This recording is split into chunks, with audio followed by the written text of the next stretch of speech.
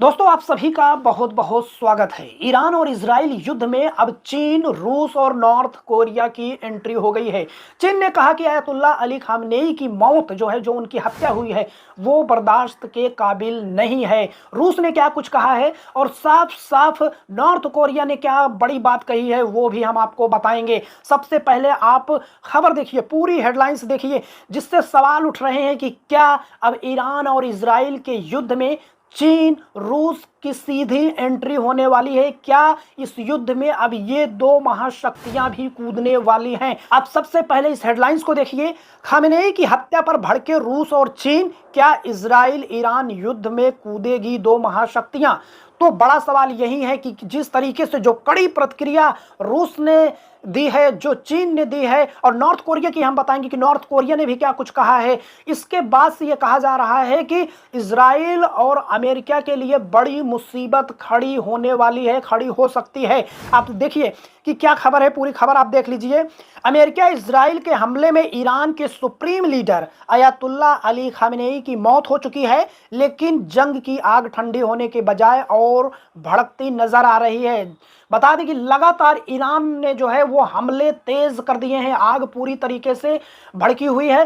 वो जो खाड़ी देशों में अमेरिकी सैन्य ठिकाने हैं उन्हें लगातार ध्वस्त कर दिया है, ध्वस्त कर रहा है, कर दिया है बहुत सारे अड्डे। उसके बाद इजराइल को निशाने पर लिया हुआ है। इजराइल, आपको सभी को पता है कि इजराइल ऐसे मौकों पर वो प्रतिबंधित कर देता है मीडिया को, लेकिन फिर भी जो खबरें फिल्टर होकर आ रही, जो छन छन कर तस्वीरें आ रही हैं, उससे साफ पता लगता है कि इजराइल में क्या हालत है। ये तस्वीर जेरूसलम की है। जेरूसलम में किस तरीके से सैकड़ों मिसाइल ईरान ने दागे हैं। और उसके बाद तेल अवीव की ये तस्वीर देखिए। इस तस्वीर को देखकर आप अंदाजा लगा सकते हैं कि आखिर वहां पर हालात क्या हैं। अब देखिए खबर क्या है। अब दुनिया की दो बड़ी महाशक्तियां रूस और चीन भी अमेरिकी कार्रवाई के खुलकर विरोध में उतर आई हैं। रूसी राष्ट्रपति व्लादिमीर पुतिन ने साफ कहा है कि खामनेई की अनैतिक तरीके से हत्या की गई है और ये अंतरराष्ट्रीय कानून का शर्मनाक उल्लंघन है। जो रूस ने कहा है, रूस कह रहा है कि अनैतिक तरीके से हमला किया गया है, ये जो अंतरराष्ट्रीय कानून है उसका सीधा सीधा उल्लंघन है। एक तरीके की कड़ी निंदा की है रूस ने। तो रूस का साफ साफ कहना है कि जो हमला था वो पूरी तरीके से अनैतिक था और जो हत्या की गई है ये बेहद ही शर्मनाक है। आप सभी को पता होगा कि आयतुल्ला अली खामेनेई की किस तरीके से उनके घर, दफ्तर और जो राष्ट्रपति भवन है वहां पर हमला बोला गया था। हमला बोलने के बाद बाद में पता चला कि उनकी हत्या हो गई है। वो मारे गए हैं, उनकी बहू मारी गई है, बेटी मारी गई है, दामाद मारे गए हैं और पोती मारी गई है। और जो तमाम जो प्रमुख लोग थे वो भी बड़ी संख्या में मारे गए हैं, जिसकी अब निंदा हो रही है। उनकी मौत के बाद से अब लोग भावनात्मक रूप से खामेनेई के साथ जुड़ रहे हैं। अब इस पर चीन ने क्या कहा है वो भी जान लेते हैं। देखिए चीन ने कहा, चीन ने भी खामेनेई की मौत की कड़ी निंदा की है।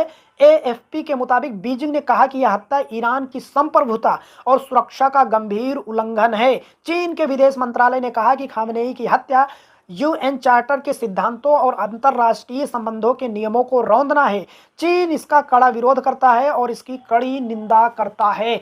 तो साफ साफ चीन भी वो सख्त हो गया है, वो कड़ी प्रतिक्रिया दे रहा है इसको लेकर कि ये बर्दाश्त के काबिल नहीं है, इससे कतई मंजूर नहीं किया जा सकता। आप सभी को पता है कि चीन वो मिडिल ईस्ट में अपना दबदबा चाहता है। उसकी नज़र हमेशा से मिडिल ईस्ट में रही है।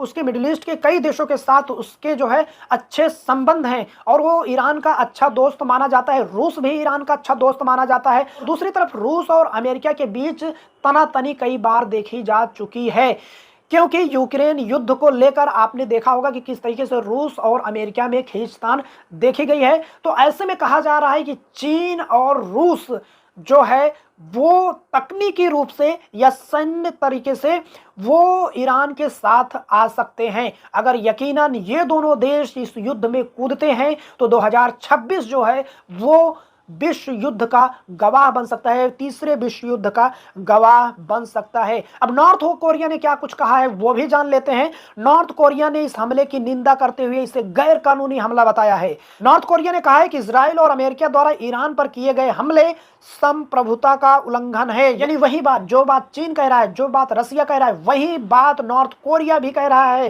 कि ये हमला जो है ये संप्रभुता के खिलाफ है, ईरान के संप्रभुता के खिलाफ है। मिलिट्री एक्शन से दोनों साथियों को बेशर्म और गैंगस्टर जैसा बर्ताव दिखता है।